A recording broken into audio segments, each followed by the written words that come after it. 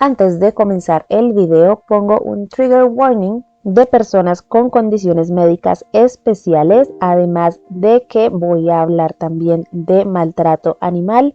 Entonces, si alguno de estos temas te afecta, eres sensible a alguno de ellos, te pido por favor discreción.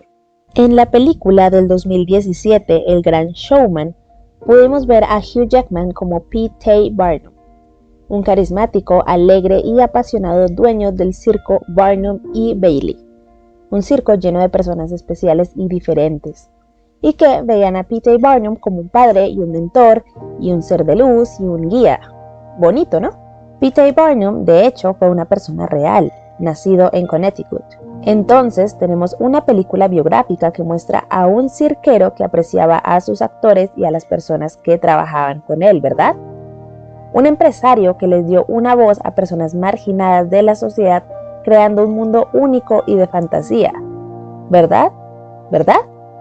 No exactamente. No exactamente. Pues de hecho, aquí están algunas de las reseñas dadas a la película y como vieron la interpretación de P.T. Barnum en El Gran Showman. Vanity Fair la llamó un biopic musical altamente ficticio. El New Yorker dijo: hay una especie de injusticia poética en el hecho de que esta película, basada en la vida de P.T. Barnum, el famoso Prince de Hamburg, debería estar fabricada en gran parte con tela sintética. La revista del Smithsonian escribió: P.T. Barnum no es el héroe que El Gran Showman quiere que pienses. Pero entonces, ¿quién era realmente P.T. Barnum, sino el hombre que nos presentaron en la película? No era un héroe, pero ¿qué era entonces y qué tantas licencias se tomó la película de Hugh Jackman?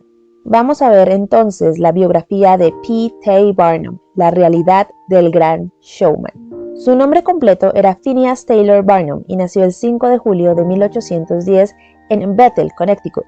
Era hijo de Philo Barnum e Irene Taylor. Philo era un granjero, tabernero, tendero, quien tuvo 10 hijos con 2 esposas.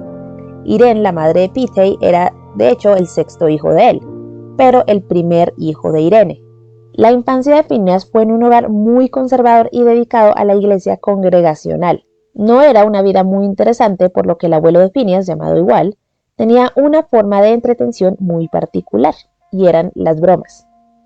El mismo Barnum contaría que su abuelo lo llevaría más lejos, esperaría más tiempo, trabajaría más duro e inventaría más profundamente para llevar a cabo una broma pesada que por cualquier otra cosa bajo el cielo.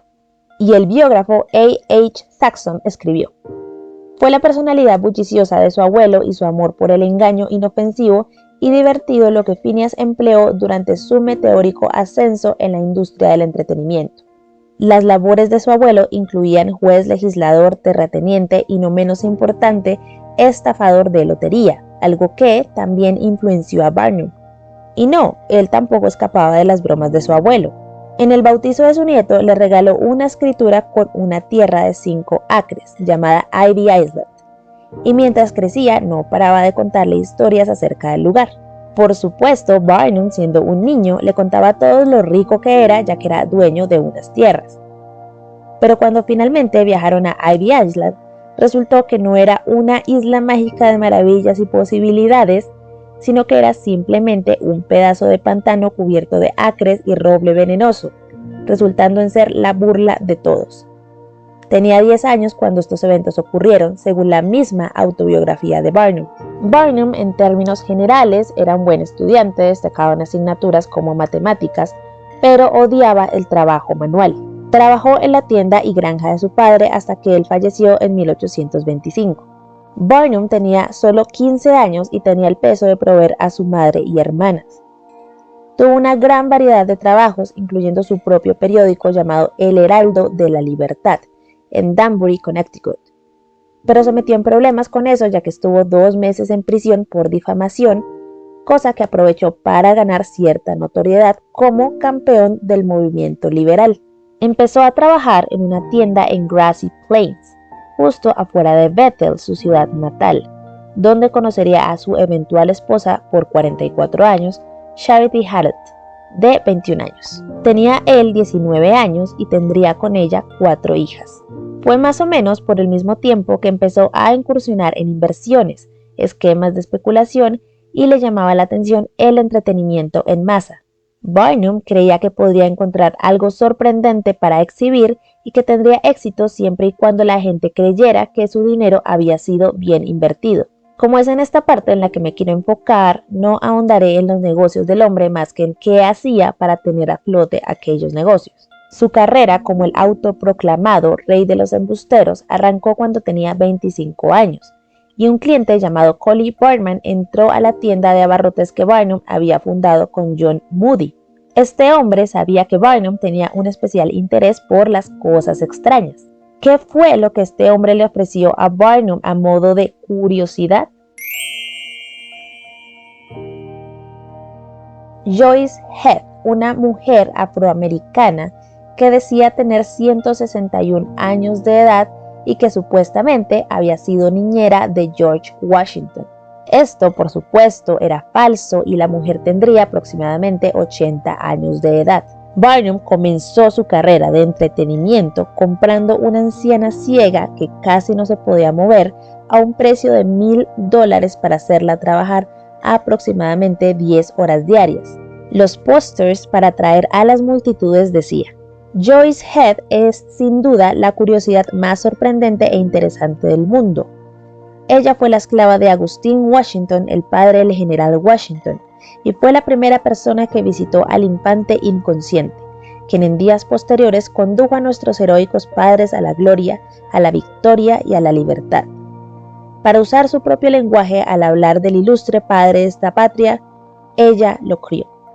Joyce Heath nació en el año 1674 y en consecuencia ahora ha llegado a la asombrosa edad de 161 años. Ya al final de su vida, la pobre Joyce no podía hablar y solo podía mover su brazo derecho. Barnum la empezó a exhibir en agosto 11 de 1835, pero no lo hizo en la tienda de abarrotes donde trabajaba. La historia de la niñera de George Washington ya era de su antiguo dueño, Collie Bartram, y no le estaba dando éxito, por lo que Barnum, primeramente argumentando que era ilegal comprar esclavos, inicialmente arrendó a Joyce. Vendió su participación en la tienda, pagó $500 propios, 500 prestados y se volvió dueño de la anciana, ya ubicados en la ciudad de Nueva York.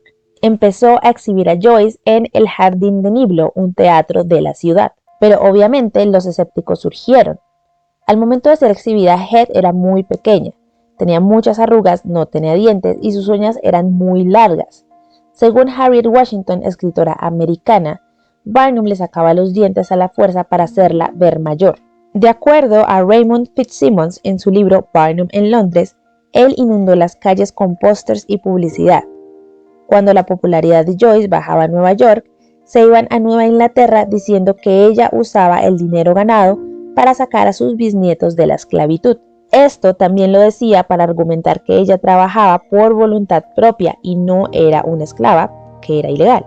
Cuando su popularidad bajaba de nuevo, Barnum le envió una carta anónima a la prensa de Boston diciendo que Joyce no era humana, sino una especie de robot mecánico. Según Benjamin Race en su libro El Showman y la esclava, otras atrocidades incluyen: según Barnum, Joyce se veía muy vigorosa para tener 161 años, por lo que la puso en una dieta estricta de huevos y whisky hasta que quedara siendo mero músculo y hueso.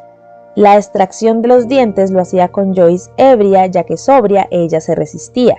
Así podía pasar el procedimiento como consensuado. Inicialmente, Joyce trabajaba unas 14 horas que tuvieron que ser reducidas ante la fatiga de la mujer. Casi al año de que Barnum la comprara, la salud de Joyce ya se había deteriorado mucho, por lo que una última gira fue anunciada con aumento de precio en los boletos, por supuesto. Joyce moriría en Bethel, Connecticut, en la casa del hermano de Barnum, Philo. Pero esto no fue el final de la pobre anciana, no señor. Ella le hacía ganar a Barnum de $5,000 a $6,000 mensuales. No iba a dejarla ir tan fácil. Barnum escribiría en su autobiografía: me salen lágrimas en su humilde tumba, no de dolor por su fallecimiento, pero de tristeza por haber perdido una curiosidad tan valiosa y rentable. Y al mejor estilo de exprimir cada centavo, realizó una autopsia pública a la mujer vendiendo 1,500 boletos a 50 centavos. Nada económico, ya que eso era lo que costaba ir a la ópera. ¿Cómo logró salirse con la suya? Ella era un milagro médico con sus 161 años de edad. Era un deber científico hacerlo. Por supuesto, la autopsia hecha por el Dr. David L. Rogers y fue hecha en febrero 25 de 1836, confirmó que la edad de la mujer no pasaba de los 80 años. Unas fuentes indican que Barnum dijo que ese no era el cuerpo de Joyce, ya que ella estaba en un tour por Europa. Luego admitió el engaño, pero era demasiado tarde. El gran showman ya había nacido. En 1941, Barnum supo que el Museo Americano Scudder, con una colección de $50,000 en reliquias y curiosidades, estaba a la venta, lugar ubicado en la parte baja de Broadway. Y fue allí que Barnum fundaría el Museo Americano de Barnum, o como él lo llamaría, La Escalera. Barnum dedicó entonces todo su tiempo a buscar casos extraños para promover su museo y bombardeó al público con los más extravagantes espectáculos. Ahora, a Barnum se le atribuye la siguiente frase: cada minuto nace un tonto. Cada minuto nace un tonto y lo vamos a aprovechar. Sin embargo, no hay evidencia de que realmente lo haya dicho. Lo que sí dijo fue lo siguiente: al pueblo americano le encanta ser engañado. Ahora, hubo un personaje muy importante en el Museo de Barnum antes de hablar de otros de sus shows, y es el general Tom Thumb. Su nombre real era Charles Sherwood Stratton, una persona que sufría de enanismo, nacido en Bridgeport, Connecticut, al nacer de dos padres que no sufrían de esta condición, pero que eran familiares en una pequeña red de endogamia, que si vieron mi video de Carlos II de España, sabrán lo que esto le puede hacer a una persona. Los padres notaron que luego de su primer cumpleaños no había crecido nada en 6 meses. Para 1842, con casi 5 años, Stratton solo había crecido 2.5 centímetros de la estatura que tenía a los 6 meses de nacido, y no había ganado nada de peso. A pesar de esto, era en otros sentidos una persona completamente normal. Tuvo varios hermanos de estatura normal, su cuerpo era proporcionado, funcional y estaba completamente sano. Barnum entonces se contactó con sus padres tomándolo bajo su ala. Barnum le enseñó a cantar, bailar y actuar. Lo ponía a hacer rutinas disfrazado de Cupido y Napoleón Bonaparte y prácticamente hizo de él una estrella internacional con giros por Europa. Stratton incluso se presentó 2 veces ante la reina Victoria. Se presentó ante el zar de Rusia y el mismo Abraham Lincoln. Para los 13 años, Stratton medía 74 centímetros. A los 18, 82,6 centímetros.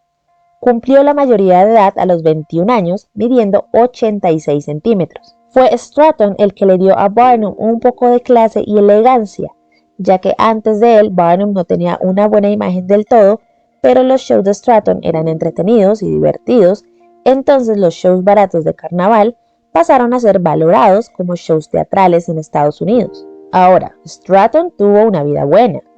Se casó con Lavinia Warren, una mujer que sufría de la misma condición que él, evento gigantesco con 10,000 invitados que llegó a los periódicos, tuvo una gran fortuna, tenía un yate, ropa costosa, y llegó al punto de apoyar a Barnum en algún momento cuando él enfrentó crisis económica, y llegaron a hacerse socios. Cuando murió de un derrame cerebral a la edad de 45 años, más de 20,000 personas asistieron a su funeral. Su tumba tiene un monumento y le dieron varios títulos honoríficos. Ahora, Stratton tuvo una buena vida, que estando vivo dijo que nada de eso hubiera podido lograrse sin Barnum. Pero queda el debate, y es una pregunta que va a perdurar con el resto de personajes que vamos a ver en este video, de tomar a un niño con una condición especial para actos circenses, teniendo en cuenta que para la época no era que pudiera tener muchas opciones. Como dije antes, fue Stratton que elevó el espectáculo de Barnum a algo más que un show circense, ya que antes de él sus espectáculos incluían en su museo decorado en mármol, animales disecados y figuras de cera, espectáculos de tipo teatrales, concursos de belleza y cualquier otra cosa que generara sensación. Su primera atracción exitosa fue una sirena de Fiji, que tenía aparentemente una cabeza humana y aletas de pez. Era presentada como el cadáver momificado de un críptido, es decir, una criatura que se cree extinta pero presentes en la mitología como las sirenas, el monstruo del lago Ness, Pie Grande, etc. Pero la sirena no era más que el cuerpo de un mono cosido a la cola de un pez. También incluyó a los siameses Chang Yen Bunker, conectados por el torso, y originarios de Siam, lo que hoy es Tailandia. Sin embargo, ellos ya tenían una carrera prolífica en el espectáculo antes de conocer a Barnum, entonces su impacto en ellos no fue tan grande. El museo también incluía una réplica de las cataratas del Niágara y varios animales. Hacía pasar a Stratton como un niño de 5 años que ya fumaba y poseía niños nativoamericanos y salvadoreños que hacía pasar por aztecas, además de varias otras personas de color. El lugar ya tenía una apariencia bastante llamativa y también incluía exhibiciones de gente albina, gigantes, enanos, gordos, malabaristas, magos, mujeres exóticas, modelos a escala de ciudades y famosas batallas. En 1868, sin embargo, el museo se quemó en un incendio mientras que los animales saltaban por las ventanas tratando de escapar. Nadie sabe exactamente qué pasó, pero la teoría más sólida es que fue una chimenea defectuosa. Todo fue prácticamente destruido debido a que siendo marzo 3 y con el invierno todavía presente, los hidrantes estaban congelados y eran prácticamente inútiles, además de que había mucho material inflamable dentro del lugar. Fue un espectáculo grotesco, ya que por encima de los gritos desesperados de las personas, órdenes del personal que trataban de ayudar y ruido de las máquinas, estaban los gritos agónicos de monos, cerdos, osos, leones, tigres, focas y pájaros. Los animales más exóticos murieron, junto con la colección de aves. De las peores imágenes registradas del evento estaba uno de los tigres de Bengala, que en agonía por las llamas saltó del lugar y cayó en medio de la calle. Desorientado, agotado y adolorido, el tigre miró para todas partes antes de echar a correr por Broadway. Una de las máquinas de vapor que estaban ayudando con el incendio lo acorraló con un chorro de agua, y finalmente un policía se acercó y le disparó varias veces hasta matarlo. Una jirafa colapsó en la entrada principal, mientras los rescatistas sacaban animales pasándolos de mano en mano. Amarraron una cuerda a su cuello y luego de varios intentos de sacar al animal exhausto del calor, la pudieron sacar a la calle. Como dije antes, nadie está seguro de la fuente del incendio, pero afortunadamente estaba bien asegurado, aunque fuentes indican que este no fue el primer incendio registrado, ya que hubo uno en 1865. Aunque quién sabe si su circo que se quemó en 1872 o su mansión en 1857 también estaban asegurados. Y afortunadamente las atracciones humanas de Barnum se salvaron. Era un pequeño séquito de personas con atributos especiales. Ya mencioné unas de forma general, pero aquí están las más destacadas. Uno de ellos fue William Henry Johnson, que era presentado como el hombre mono encontrado en las profundidades de África. Era un hombre afroamericano nacido de esclavos que tenía un cráneo deforme. Pudo o no haber sido microcefalia. Barnum le colocó un traje de gorila del cuello para abajo y le pidió que hablara incoherencias. Y lo llamó Zip, el cabeza de pino, promocionándolo como ¿qué es eso? Y diciendo que era el eslabón perdido entre la gente civilizada y una raza de hombres desnudos que viajaban trepando por las ramas de los árboles. Barnum aseguraba que comía vegetales y carne cruda, pero ya se le estaba educando para comer pan y tortillas. Con los años, William civilizó su acto haciendo otros trucos y formando una carrera propia. Murió de bronquitis a inicios de 1926, luego de salvar a una niña de ahogarse. Seguía actuando incluso estando enfermo. Estaba también Ella Harper, la chica camello, una mujer que tenía una condición que hacía que sus rodillas se doblaran hacia atrás. Esta condición se conoce como genu recurvatum o hiperextensión de rodilla. Es una deformidad en la articulación. Debido a esto, le era más cómodo caminar en 4 extremidades.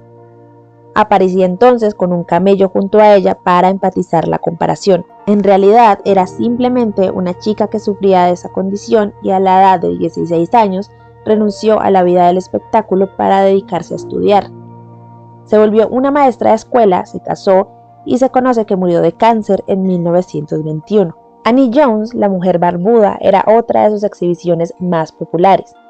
Ella es la mujer barbuda más famosa de la historia. Nació en Virginia en 1865, supuestamente naciendo con su mentón cubierto de pelo, lo que causó shock en sus padres. Pero el asombro se les quitó cuando la empujaron al mundo del espectáculo con Barnum, cuando ella aún no cumplía un año. Barnum, promocionándola como el espécimen más maravilloso del desarrollo hirsuto conocido desde los días de Esaú, le ofreció a la madre de Annie un contrato de 3 años por $150. De la infanta Esaú a la dama Esaú, para pasar a la mujer barbuda, fueron sus apelativos artísticos. Aparecía vestida de forma muy femenina, a la moda y elegante, mientras tocaba la mandolina. No se conoce exactamente los motivos de su vello facial, pero se atribuye al hirsutismo, que es una condición de crecimiento grueso de pelo con un patrón similar al de los hombres. Sí, es una condición presentada en mujeres. Jones se casó 2 veces, una a los 15 años con un hombre mucho mayor. El matrimonio duró 15 años hasta divorciarse, y luego se casó con William Donovan, con quien hacía tours juntos por Europa. Sin embargo, él murió 4 años después, por lo que Jones volvió con Barnum, con quien se quedó hasta el último de sus días y a quien decía deberle toda su fama y fortuna. Sin embargo, no aprobaba el uso de la palabra fenómenos y siempre luchó para quitarle ese nombre a los artistas de los shows. Murió a los 37 años de tuberculosis.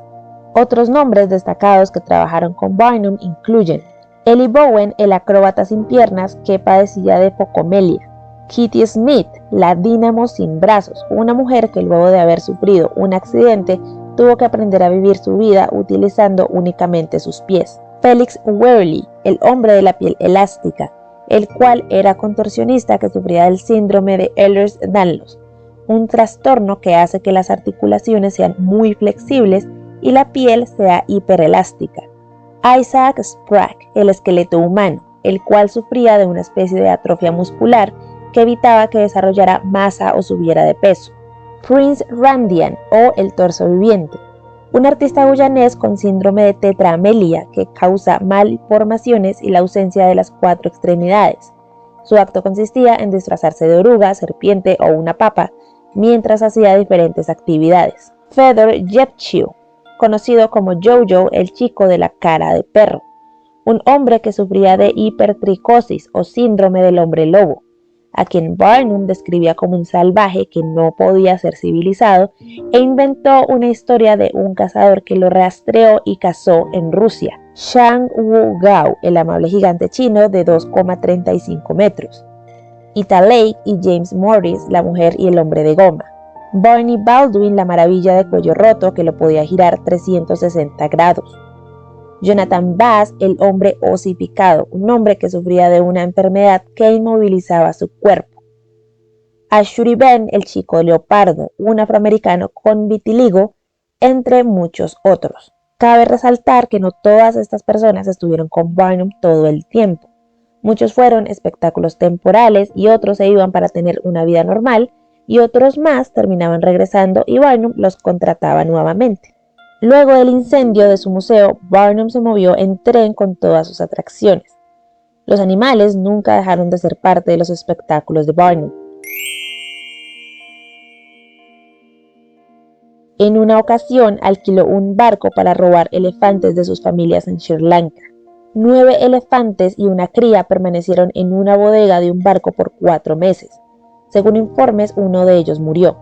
Usaba el método de quemar para el manejo de los elefantes y perpetuaba el mito de que no sentían dolor debido a su gruesa piel. El método consistía en clavarles un atizador caliente en la trompa y los torturaba a golpes con un bullhook. También se dice que adquirió 2 ballenas belugas y las encerró en un tanque de agua en el sótano de su museo. A los 2 días murieron a pesar de nadar en agua del río Hudson con sal para imitar su hábitat. Un segundo par murió casi igual de rápido al primero, a pesar de que les bombardeaban agua de la bahía de Nueva York. Cuando Barnum atrapó una tercera pareja, usó su expectativa de vida para atraer audiencias. Como es muy dudoso que estas maravillosas criaturas puedan mantenerse con vida por más de algunos días, el público verá la importancia de aferrarse al primer momento para verlas. Pero uno de los animales más famosos asociados con Barnum fue Jumbo, el elefante. Jumbo, el elefante de circo, era un elefante africano de sabana y actualmente esta especie está en peligro de extinción. Nació en Sudán. Fue capturado luego de que su madre fuera asesinada por cazadores. Fue capturado por un sudanés y un alemán. Luego vendido a un italiano, luego a un coleccionista en Alemania, hasta que fue llevado a un zoológico en París. De ahí fue trasladado a Londres, donde lo usaban como atracción, dejando que la gente se subiera en él. La controversia llegó cuando fue vendido a Barnum por 2.000 libras esterlinas. Se decidió a venderse porque Jumbo ya se estaba poniendo muy agresivo. Usted también tendría mal carácter si la sacaran de su hábitat natural y la pusieran a jugar con un montón de niños bobos. Pero a los londinenses no les gustó, porque les parecía una pérdida muy grande para el Imperio Británico. Hubo varias movidas legales para que Barnum no se llevara a Jumbo, pero nada funcionó. En Nueva York, Jumbo fue exhibido ganando tanto dinero que en 3 semanas Barnum ya había recuperado la inversión. En mayo 17 de 1884, Barnum auspició un desfile de 21 elefantes, 10 camellos y 7 dromedarios para que caminaran en el puente de Brooklyn. Esto para probar que el puente era seguro, ya que el año anterior una estampida de personas ocurrió en el puente y 12 personas fallecieron. Esto porque la gente no confiaba en los puentes colgantes. Jumbo, por supuesto, encabezaba el desfile. Jumbo murió el 15 de septiembre de 1885. El circo ambulante de Barnum estaba en una zona de carrilera en St. Thomas, en Ontario. Era el perfecto lugar ya que había muchas vías del tren cerca. Luego de terminar su presentación y mientras era llevado a su vagón, un tren llegó e impactó a Jumbo, que murió en minutos. Barnum contó que Jumbo trataba de empujar a otro elefante más pequeño. Este, según los periódicos, terminó con una pata rota. Barnum obviamente vio el lado positivo a la tragedia y luego de una autopsia en la que le quitó partes al cuerpo para exhibirlas, puso su esqueleto en exhibición. También descubrieron que la pancita de Jumbo estaba llena de basura como llaves y monedas. Varias de sus partes fueron vendidos o donados a museos. Su esqueleto, por ejemplo, está actualmente en el Museo Americano de Historia Natural. La piel fue usada para la taxidermia y creando una réplica con su piel, Barnum lo mostró en su circo por 2 años.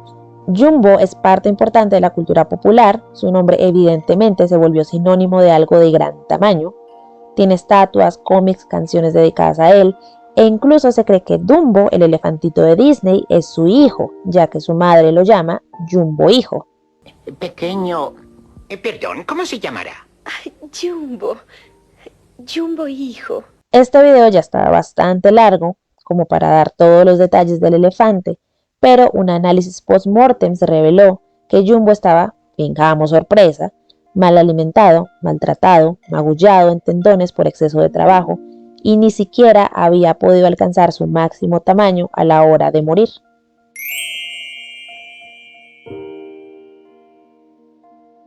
¿Qué más podemos decir de P.T. Barnum? El llamado príncipe o rey de los embaucadores fue toda una estrella en su mejor momento y resaltaba con su casi 1,90 m de estatura.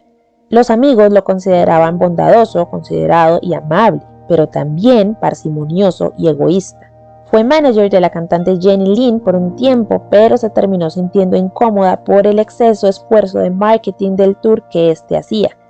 Y no, nunca tuvieron nada de tipo romántico. No era una mala cantante ya que atraía público, pero se pone en duda su calidad debido al marketing excesivo de Barnum que incluía comprar e inflar las críticas. Barnum escribió su autobiografía en 1855, recibiendo muy malas críticas debido a que contaba sin tapujos todos los engaños que había hecho para atraer a las masas. Pasó años tratando de enmendar y hacer control de daños, reescribiendo su libro. Persiguió una carrera en la política ya que tomó malas decisiones financieras que los llevaron a la bancarrota.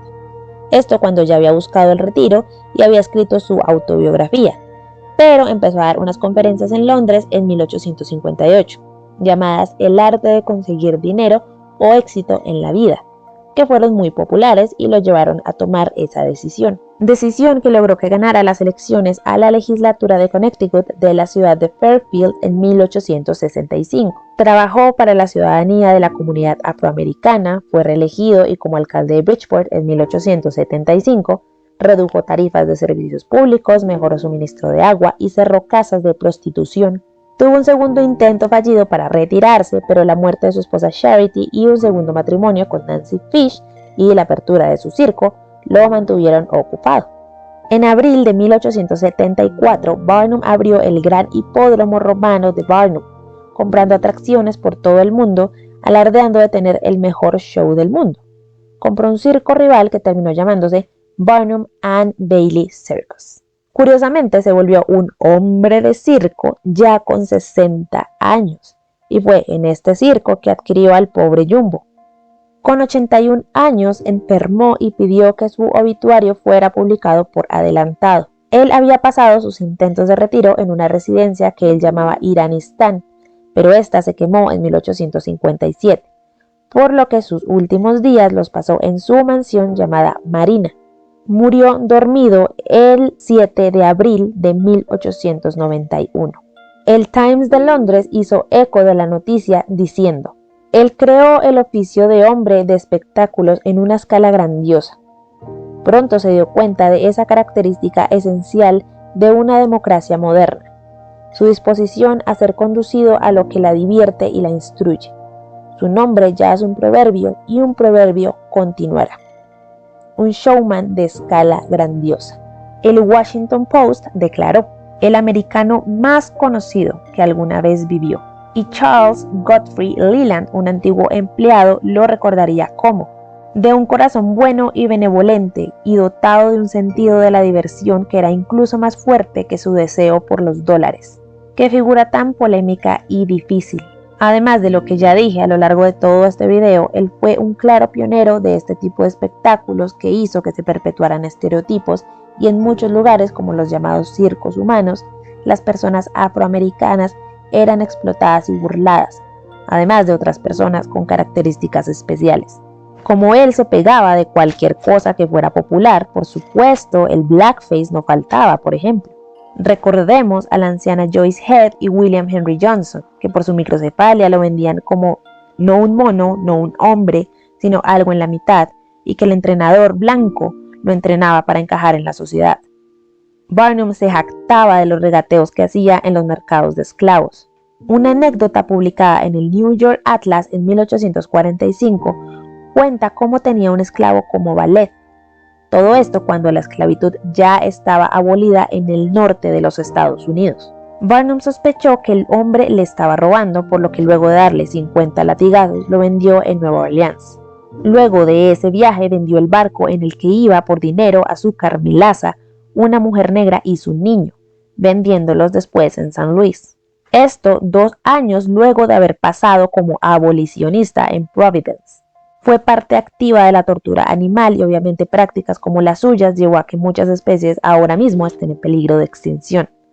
Se puede decir que le dio trabajo a personas con discapacidades que de lo contrario no tendrían ninguna oportunidad dada la época, pero también echó mano de mentiras, xenofobia, explotación, a modo de impulsar su colección de curiosidades humanas. Pero como político impulsó el discurso de la 13ª enmienda, que hablaba del apoyo al voto y derechos civiles de la comunidad afroamericana, indicando que todas las personas, sin importar su herencia, poseen un alma inmortal que merece ser libre.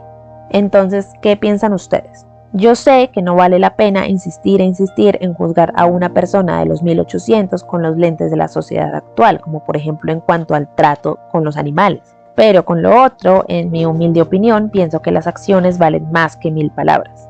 Entonces, puede que sus actos políticos hayan sido no más que eso, actos políticos, haciéndose pasar por progresista en esa época, mientras se beneficiaba de la opresión de las minorías. Pero bueno, hasta aquí llegamos con la biografía de P.T. Barnum. Si se pudieron dar cuenta, él es básicamente el origen de todos los estereotipos circenses que existen. Y pues ya queda a criterio de ustedes determinar si fue una horrible persona guiada por el dinero a costa de la explotación de personas y seres vulnerables, o solo un empresario que le dio oportunidad a mucha gente y que es producto de la ignorancia y sociedad de su época. De todas formas, pueden ver por qué la película de Hugh Jackman causó polémica. No voy a hablar de ella porque ya estoy cansada, la verdad. Pero solo diré que está tan alejada de lo que vimos acá que sí pareciera que deliberadamente le quisieran lavar la cara a Barnum. Y lo único que lograron es que en muchos de los artículos que encontré ignoraran la música, la cinematografía, las actuaciones, la producción y solo se enfocaran en la vida real de Barnum y cómo la película no cuenta nada de lo que vimos aquí. En mi opinión, no debieron llamar al personaje de Hugh Jackman P.T. Barnum, sino darle una identidad completamente nueva. Sí, decir que tomaron aspectos de su vida, pero tratar de alejarse completamente de quién era P.T. Barnum en realidad. Así, la gente que termine de ver una superproducción mágica, linda, inspiradora, se quedaría con esa sensación y no se les arruinaría toda la película con una simple búsqueda en Google. Y hasta aquí el video de P.T. Barnum, espero que les haya gustado. Si fue así, dale smash a ese botón de me gusta y si tienes alguna sugerencia para otro tema en este mismo formato, házmela saber en los comentarios. Como siempre, muchísimas gracias por escucharme y nos vemos a la próxima.